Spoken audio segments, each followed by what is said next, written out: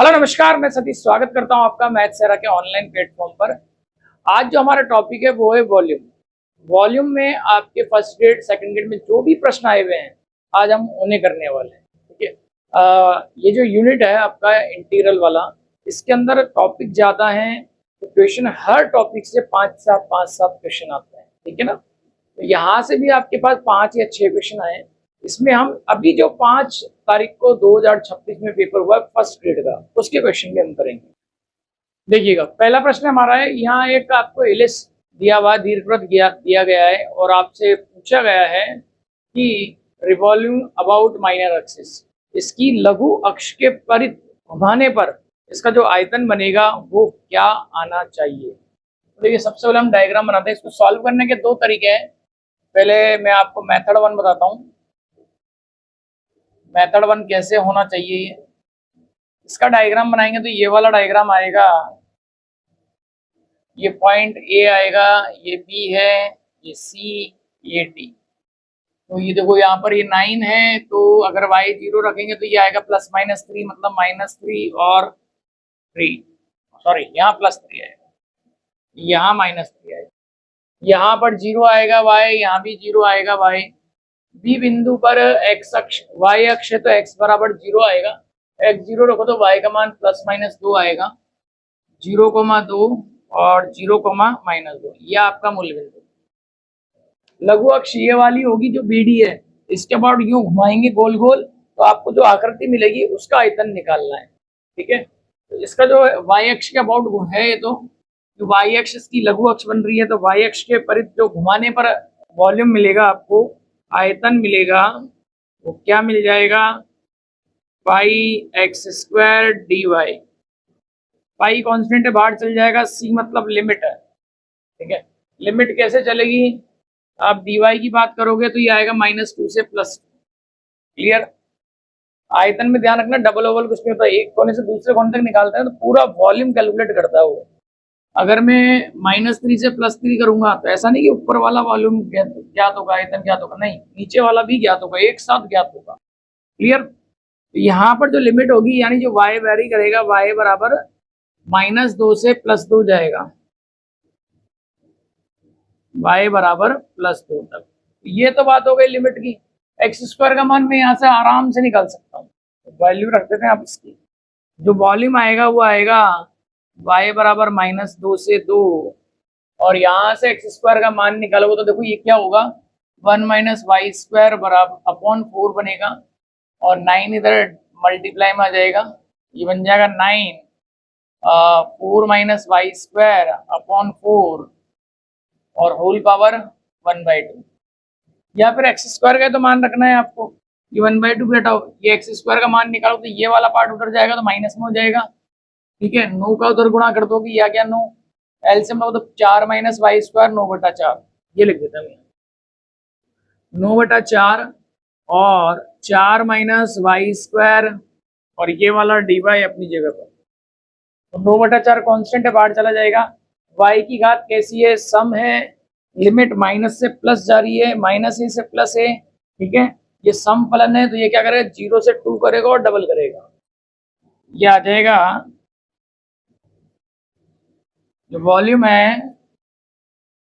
ये बन जाएगा, डबल हो जाएगा 0 से 2, और 9/4 भी बाहर रहेगा, तो ये 9/4, और अंदर बचा रह जाएगा 4 - y² dy। इंटीग्रेशन कर दीजिए, ये इससे कट जाएगा 9/2, और ये बन जाएगा 4y - y³ 0 से 2। 9/2 तो बाहर रहेगा, अपर लिमिट रख दीजिए, 4 × 2 - 2^³ जब लोअर लिमिट 0 रखो तो पूरा 0 आएगा वो। ठीक है। तो अपन क्या करते हैं, यहाँ पर 9/2 इसको सॉल्व करो, 8 - 8/3, ये हो जाएगा 8 × 24 - 8 16/3, 9/2 इंटू 16/3।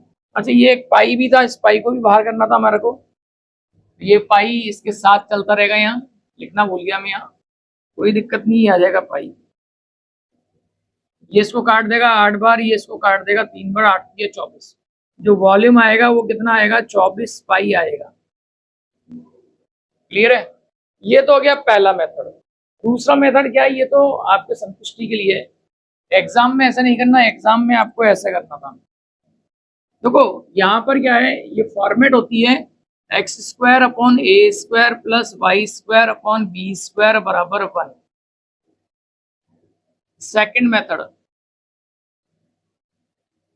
एग्जाम में इससे करना है आपको, पेपर आता है तो यहाँ पर क्या है, जब y के अबाउट, या फिर मैं इसको पहले x के अबाउट बताता हूँ, जब आप x के अबाउट इसको रोटेट करते हैं तो ये आता है 4/3 पाई ए बी स्क्वायर, और जब y के अबाउट रोटेट करोगे आप इसको तो ये कितना आ जाएगा, 4/3 पाई ए स्क्वायर बी।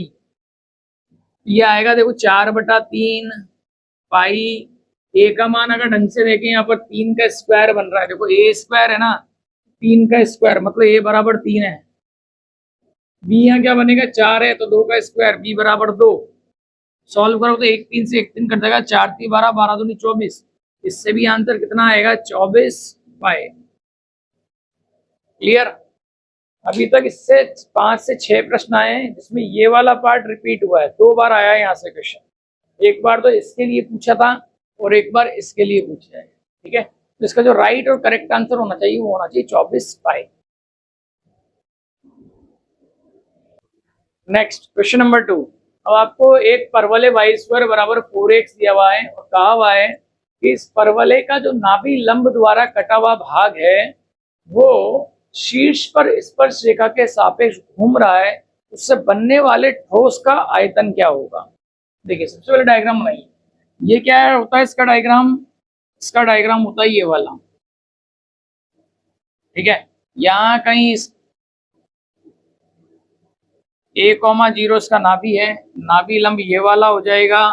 जब मैं इन दोनों बिंदु को करता हूं तो यहाँ एक बिंदु A मिल रहा है जिसका x कोऑर्डिनेट A है। अगर ये x कोऑर्डिनेट होगा ताकि मैं यहाँ रखूँ तो 4a स्क्वायर बनेगा, मतलब y का मान प्लस माइनस 2a आएगा। ये तो हो जाएगा 2a, ये हो जाएगा a, माइनस 2। इसका शीर्ष ये वाला बिंदु है, मूल बिंदु। इस शीर्ष पर एक स्पर्श रेखा बिल्कुल है जिसे हम y अक्ष कहते हैं। ठीक है, ये y अक्ष है, इसके अबाउट घुमाएंगे। देखो जब शेप ऐसी जब ये घूमना स्टार्ट करेगा इस तरह से, पूरा पूरा ऐसे रोटेट करना स्टार्ट करेगा तो यहाँ पर एक रील सी बन जाएगी, रील जनरेट होती है। ये डायग्राम कुछ ऐसा बन जाएगा। ठीक है, तो आपको ये वाले पोर्शन का वॉल्यूम याद करना, यहाँ जो रील जनरेट हो रही है। तो आप अगर देखेंगे तो यहाँ 2 बिंदु आ रहे हैं, एक बिंदु तो ये वाला हो गया P, एक बिंदु ये वाला हो गया Q। तो यहाँ पर ढंग से देखिए आप, P से Q तक का जो वॉल्यूम बनेगा वो निकालना है, और वॉल्यूम एक कोने से दूसरे कोने तक का कैलकुलेट होता है। मतलब मैं बिंदु Q से लेके बिंदु P तक की लिमिट रखूंगा और मेरा वॉल्यूम निकल कर बाहर। किसके अबाउट घूम रहा है, y अक्ष के अबाउट घूम रहा है। इसका जो वॉल्यूम बनेगा वो बन जाएगा pi x square dy। Clear? X square का मान यहाँ से उठाकर मैं रख दूंगा, लिमिट देख लेते हैं। Q बिंदु पर y का मान -2 है तो y बराबर चलेगा -2a से y बराबर, P बिंदु पर y का मान 2a है, ये लिमिट रख देते हैं हम यहाँ पर, y बराबर -2a से 2a। क्लियर? x का मान उठाकर वहां से रख दो, पाई को बाहर कर दो, पाई बाहर चला जाएगा, y बराबर -2a से 2a। x का मान y square upon 4a, square कर लोगे यहाँ पर, स्क्वायर कर दीजिए आप यहाँ dy। तो पावर इवन है तो मैं इसमें एक काम करूंगा, डबल कर दूंगा और लिमिट को आधा कर दूंगा। यही कॉन्सेप्ट होता है, जब भी लिमिट माइनस से प्लस सेम रहती है, 2a से 2a, -2a से +2a। यहाँ y की पावर कैसी है, सम, सम है, इसका मतलब ये होगा लिमिट को आधा कर दो 0 से 2a और इसे डबल कर दो। क्लियर? ये कितना हो जाएगा भाई, 1/16a स्क्वायर हो जाएगा, 16a स्क्वायर तो बाहर निकाल देते हैं, और y पावर 4 dy। ये इसको कट करेगा तो ये बनेगा pi upon 8a square 0 to 2a y power 4 dy। Right, ये इससे कट गया। अब क्या बचा आपके पास, ये हो जाएगा pi upon 8a square, limit रख दीजिए, सॉरी इंटीग्रेट कर दीजिए, y पावर 4 है तो y पावर 5/5 हो जाएगा, 0 से 2a, ये 5 इससे गुणा होता 8 × 5 = 40, 40a² आ गया। लिमिट रखिए यहाँ पर, यह आएगा 2a⁵, जीरो रखने पर तो जीरो ही मिलना है, राइट। 2⁵ होता 32, ये बन जाएगा 32 पाई और a⁵ अपॉन 40a²। इससे कट जाएगा 3 बार, 8 से दोनों कट रहे हैं, 4 और ये 5 बार, तो 4/5 पाई a³। तो ऑप्शन नंबर ए आ जाएगा आपका आंसर, 4/5 पाई a³। कुछ प्रश्नों के सॉल्यूशन शॉर्ट नहीं बन सकते, जितना हो सकता है उतना हम ध्यान रखें, चीजें ऐसे ही कैलकुलेट होगी। एक एक स्टेप इसलिए बता रहे हैं ताकि आपको बाद में ध्यान रहे कैसे ये सॉल्व हुआ था, वरना पेपर में इतना कोई नहीं लिखता है, आपको भी शॉर्ट कैलकुलेशन ही करनी है वहां पर। नेक्स्ट, अब आपको एक कार्डियोइड दिया हुआ है r=a1 + cos θ और कहा गया है कि प्रारंभिक अक्ष के सापेक्ष घुमाने पर जो ठोस बनेगा उसका आयतन क्या होगा। सबसे पहले डायग्राम देखें, इसका डायग्राम होता क्या है। देखो प्लस लग रहा है बीच में, मतलब डायग्राम ऐसा कुछ बनेगा, ठीक है, 0 से पाई, क्लियर। तो यहाँ पर क्या है, जब आप लिमिट 0 से पाई चलाओगे तो ऊपर और नीचे वाला दोनों आयतन एक साथ ज्ञात होगा। अब फॉर्मूला क्या लगना चाहिए, फॉर्मूला लगना चाहिए, रिवॉल्विंग है और पोलर फॉर्म है, वॉल्यूम बनेगा 2/3 pi limit r³ sin θ d θ, clear. अब इसमें वैल्यूज पुट कर दीजिए, 2/3 पाई, अच्छा लिमिट क्या चलेगी, लिमिट 0 से पाई जाएगा, थीटा वेरी करेगा 0 से लेकर कहाँ तक जाएगा, थीटा पाई जाएगा, तो थीटा जो होगा वो 0 से पाई रहेगा, ठीक है। r³, r का मान ये रखा, ये बन जाएगा a³ 1 + cos θ³ sin θ d θ। तो ये सब्स्टिट्यूशन मेथड से आराम से इसका इंटीग्रेशन होगा, cos 1 + cos θ को t लेट ले लीजिए आप, उससे sin θ d θ मिल जाएगा, ठीक है। तो ये a³ को तो मैं बाहर निकाल देता हूँ, ये आ जाएगा 2/3 पाई a³ और लेट ले लेते हैं हम यहाँ पर 1 + cos θ बराबर t, यह आ जाएगा sin θ d θ बराबर -dt। कॉस क्या उपलन क्या होता, माइनस साइन होता, मैंने उधर भेज दिया। लिमिट की बात करें, लिमिट क्या है, जब थीटा 0 है तो यहाँ थीटा का मान 0 रखो, cos 0 1 होता है तो t का मान 2 आएगा। थीटा जब कितना है 0, तो t जो आ रहा है वो आ रहा है 2, 1 + 1। थीटा आप पाई रखकर देखो, cos पाई कितना होता है, -1 होता है, ठीक है, -1 होता है, -1 + 1 0 हो जाएगा। थीटा = पाई रखने पर मेरे को t मिल रहा है 0। अब मैं यहाँ पर पुट कर देता हूँ वॉल्यूम, 2/3 पाई a³ तो बाहर चला जाएगा और लिमिट हो गई अब आपके पास t बराबर 2 से 0, 1 + cos θ, इसे t लेट लिया तो t³ बन जाएगा, sin θ d θ का जी -dt। अब देखो ये माइनस क्या है, जैसे मैं इसको चेंज करूंगा 2/3 पाई a³ मैंने लिमिट चेंज कर दी 0 से 2, क्योंकि जब लिमिट रखते हैं तो नीचे छोटी ऊपर बड़ी लिखते हैं, तो ये माइनस बदलता है, एक माइनस क्या हो जाएगा, ये t³ dt। जब आप 2 से 0 चल रहे हो तो माइनस ऑलरेडी लिखा हुआ है यहाँ पर, ठीक है ना।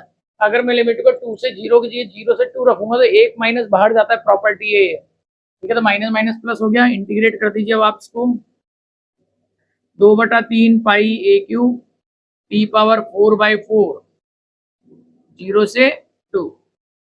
अब आप इसमें सॉल्व करें, क्या आ रहा है, ये 2/3 पाई a³, 2 रखोगे 2 की घात 4 आएगा, 2 की घात 4 16 होता है, 16/4 आ जाएगा ये।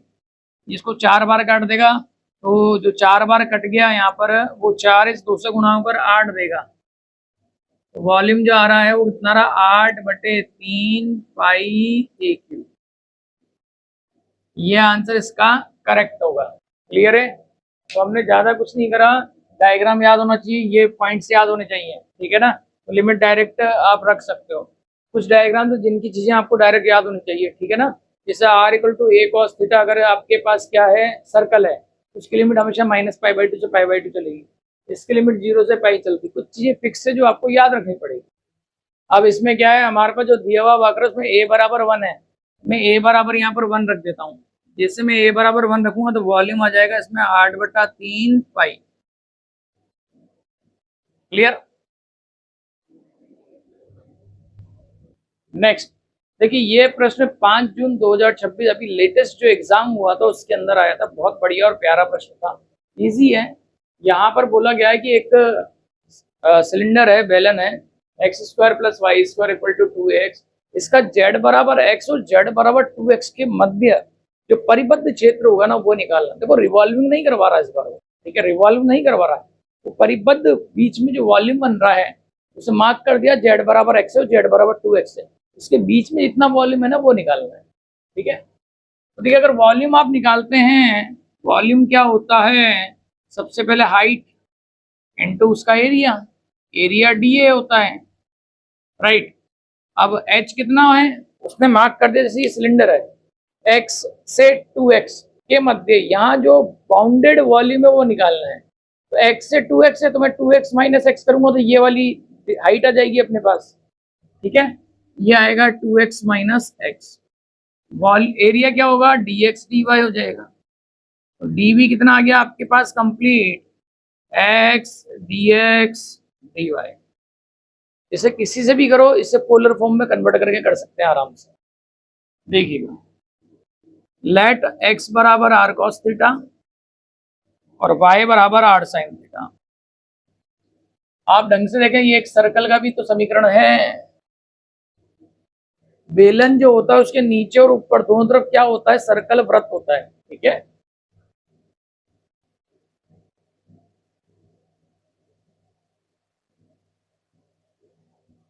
ये मूल बिंदु है, ये इसका केंद्र C a,0, राइट। जो लिमिट चलनी चाहिए देखो dx dy दोनों हैं, तो x = r cos theta, y = r sin theta. इसमें जो x dx होता है, dx dy होता है, ये तो होता है r dr d थीटा। ठीक है, ये वैल्यू होती है किसकी, dx dy की होती है वैल्यू, dx dy। x की वैल्यू कितनी है आपके पास, r cos थीटा, ये रख देंगे हम। देखो जो वॉल्यूम बन रहा है dv बन रहा है यहाँ पर x dx dy, x का मान आ जाएगा r cos theta, dx dy का मान आ जाएगा r dr d theta. Clear. अब यहाँ पर भी x और y का मान रख दो समीकरण 1 में। अगर मैं समीकरण 1 में रखता हूँ, देखिएगा क्या होगा, ये तो हो जाएगा r², ये आएगा 2a r cos theta, r से r कटेगा तो r बराबर आएगा 2a cos थीटा। ठीक है, यहाँ पर dv आ जाएगा आपके पास r² cos theta dr d theta. यहाँ पर क्या है, dv की value r² cos theta d theta आ गया आपके पास। अब इंटीग्रेशन कर देते हैं, dr d थीटा है तो डबल इंटीग्रेशन काम करेगा यहाँ पर, cos theta dr d theta. r जो चलेगा देखो यहाँ 0 है और ये इस वक्र के अकॉर्डिंग चलेगा, तो यहाँ पर क्या आएगा, r = 2a cos थीटा। जब भी ऐसे डबल इंटीग्रेशन होता है तो एक लिमिट जो होती है वो वेरिएबल की होती है, एक लिमिट कांस्टेंट की होती है। मैंने r को लिखा है चर के रूप में और थीटा को लिख रहा हूं मैं कांस्टेंट के रूप में। सर्कल है तो मतलब लिमिट आएगी -π/2 से π/2। सॉल्व करें इसको, यह आ जाएगा थीटा तो -π/2 से π/2 चलेगा और r² का इंटीग्रेशन r³/3 बन जाएगा। क्लियर। और लिमिट जा रही है 0 से 2a cos थीटा, इधर भी एक cos थीटा लिखा हुआ है और d थीटा हो गया, dr तो इंटीग्रेट हो ही चुका है। अब मैं लिमिट रख देता हूँ, लोअर लिमिट 0, यहाँ 0 रखने पे 0 आएगा, सिर्फ अपर लिमिट की वैल्यू आएगी। ये वाला 3 बाहर निकाल तो कोई फायदा तो ही नहीं, कांस्टेंट है क्योंकि वो क्या आ जाएगा, 1/3 इंटीग्रेशन -π/2 से π/2 और r³ मतलब 2a cos थीटा का होल क्यूब बनेगा ये।